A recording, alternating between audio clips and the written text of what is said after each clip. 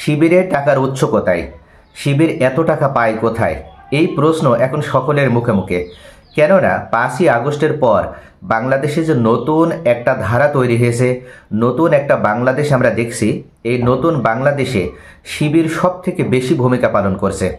এবং শুধু তাই নয়, তারা সাংগঠনিকভাবে যেমন তাদের অ্যাক্টিভিটি এবং কর্মতৎপরতা বৃদ্ধি করেছে, পাশাপাশি তারা বিভিন্ন জনকল্যাণকর এবং জনহিতকর কার্যক্রমের মাধ্যমেও জনগণের কাছে এবং একাত্ম হওয়ার আরও সুযোগ তারা তৈরি করেছে।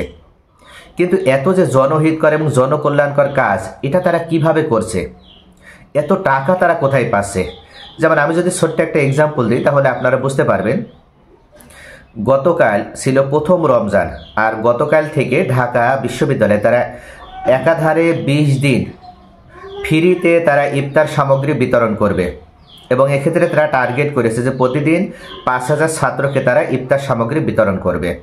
এবং তারা যে ইফতার সামগ্রী বিতরণ করছে, সেই ইফতার সামগ্রীতে তারা কিন্তু কোনো রকম অর্থাৎ দায় সারা ইফতার সামগ্রী তারা বিতরণ করছে না। তারা যে প্যাকেট দিচ্ছে ছাত্রদের, সেই প্যাকেটে ন্যূনতম তাদের 200 টাকার কাছাকাছি বা 200 টাকা আপ তাদের খরচ হচ্ছে। আমি এভারেজে 200 টাকা ধরলাম। তো এই 200 টাকার ইফতার সামগ্রী যদি প্রতিদিন 5000 ছাত্রের ভিতরে বিতরণ করা হয়, তাহলে বোঝেন যে প্রতিদিন তাদের কত টাকা ব্যয় হবে। অর্থাৎ প্রতিদিন তাদের 10 লক্ষ প্লাস টাকা কিন্তু খরচ হবে।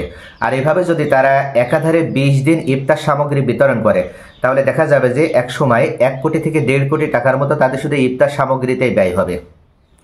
আর এই যে ঢাকা বিশ্ববিদ্যালয়ের যে শিবিরের যে ইউনিট, অর্থাৎ শুধুমাত্র বিশ্ববিদ্যালয়ের অন্তর্ভুক্ত শিবিরের যে ইউনিট, তাদের পক্ষ থেকে ইফতার সামগ্রী বিতরণ করা হচ্ছে।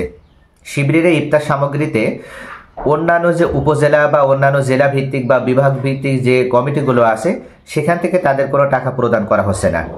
অর্থাৎ শুধুমাত্র ঢাকা বিশ্ববিদ্যালয়ের শিবিরের যে ইউনিট বা ঢাকা বিশ্ববিদ্যালয়ের যে শাখা, সেই শাখা থেকে তারা এই কার্যক্রম গ্রহণ করেছে।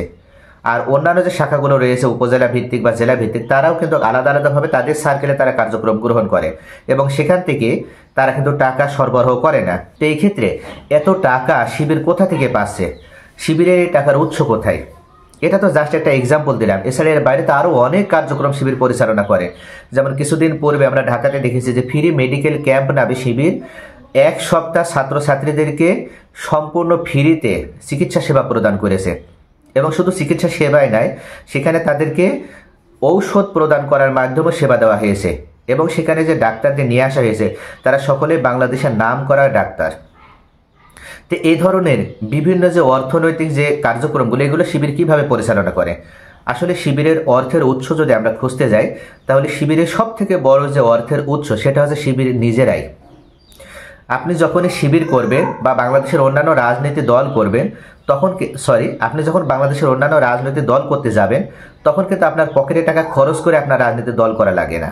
আপনি যদি কোনো রাজনৈতিক দলের সাথে এঙ্গেজ হন, আপনি যদি কর্মী হন, সমর্থন হন, তাহলে দেখা যাবে যে আপনাকে সেই রাজনৈতিক যে দল, সেই দল থেকে আপনাকে সাপোর্ট দেওয়া হচ্ছে, আপনাকে অর্থনৈতিকভাবে কিছুটা হেল্প করা হবে। অথচ আপনি যখন শিবির করবেন বা জামাত ইসলাম করবেন, তখন আপনার পকেটে টাকা খরচ করে আপনাকে শিবির বা জামাত করা লাগবে। আপনাকে প্রত্যেক মাসে আপনার একটা নির্দিষ্ট পরিমাণ টাকা আপনাকে ইয়ানত দিতে হয়। আপনি শিবিরের যে স্টেজে আছে, সেই স্টেজ অনুযায়ী আপনার খুশির উপরে নির্ভর করে আপনাকে কিন্তু প্রত্যেক মাসিক হারে এই টাকাটা আপনাকে বায়তুল মালে জমা দিতে হয়। আর শিবিরের কর্মী সমর্থক থেকে শুরু করে সাথী এবং সদস্য সকলের টাকার মাধ্যমে শিবিরের একটা বায়তুল মাল আছে, একটা ফান্ড আছে, সেই ফান্ড গঠিত হয়। আর এই ফান্ড থেকে মূলত শিবির আবার সেই টাকা বিভিন্ন অর্থনৈতিক কাজে, জনকল্যাণকর কাজে ব্যয় করে। মূলত শিবিরের আরও অর্থনৈতিক যে সোর্সগুলো আছে, সেগুলো নিয়ে আরেকদিন আলোচনা করব। তবে আজকে যে মেন সোর্স, সেটা আমি আলোচনা করলাম। অর্থাৎ শিবিরের মূল যে সোর্স, সেটা হচ্ছে শিবিরের নিজেরাই হচ্ছে তারা তাদের সংগঠনকে পরিচালনা করার জন্য যে টাকা পয়সার প্রয়োজন হয়, সেই টাকার প্রধান সোর্স হিসেবে তারা নিজেরাই ভূমিকা পালন করে।